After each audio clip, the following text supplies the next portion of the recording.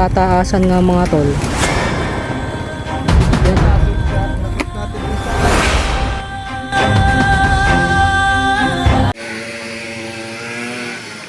Okay, andito pa rin kami mga tol sa Talumpok West at ang lugar na to ay tinatawag na Sitio Baclas na makikita sa tabing kalsada lang din mga tol.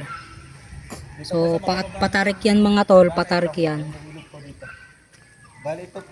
At kasama ko pa rin si Kuya Carlo. So may nadaanan kaming ilog dito mga tol.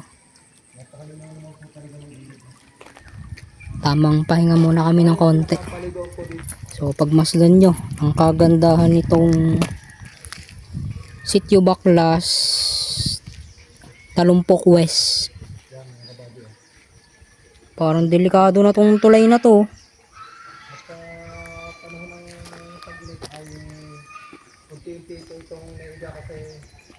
Tingnan nyo mga tol ang kagandahan ng ating nature. May aakyatin kaming bundok dyan, kaya abangan nyo mga tol. Pag galing namin mga tol dun sa baba, sa may ilog, ang aakyatin daw namin ay ayan.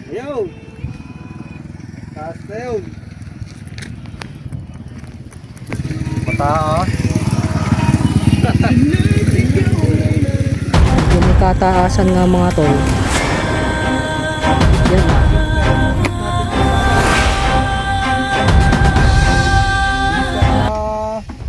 Simlog. Wow. Baba pa ngayon. Ngayon ay 3:80 na ng hapon, 3:18 PM mga tol. Doon pa daw kami paparada sa baba.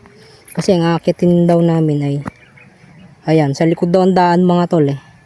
Ang ganda ng lugar dito mga tol. Okay, update ko lang kayo mga tol. Nasa kalagitnaan pa rin kami ngayon ng aming pag-akyat. Kung hindi kayo maniniwala mga tol, etong dinaanan namin ay dinadaanan daw to ng mga motor na enduro, yung malalaking motor mga tol, paakyat.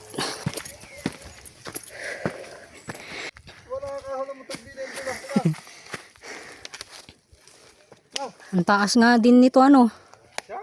Yan may bakas pa mga tol ng ano, gulong ng enduro. Kung aakyat kayo dito, kailangan may baon kayong tubig. Maganda, dalawahin nyo na. Madulas mga tol ah. Yeah.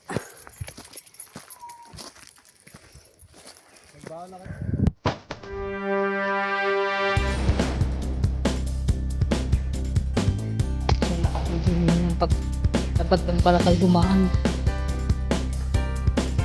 Ahon ako mula doon, hindi na ako sa tabi dumaan. Kaya nga lang, nakagtusok-tusok ako ng mga garni. Ayun yung gano'n. Yan, yung maliliit na ganyan.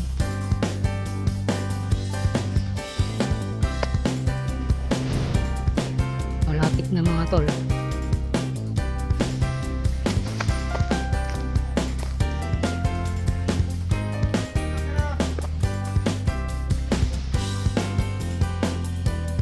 Aji, matahan ka tayo dyan. Alto.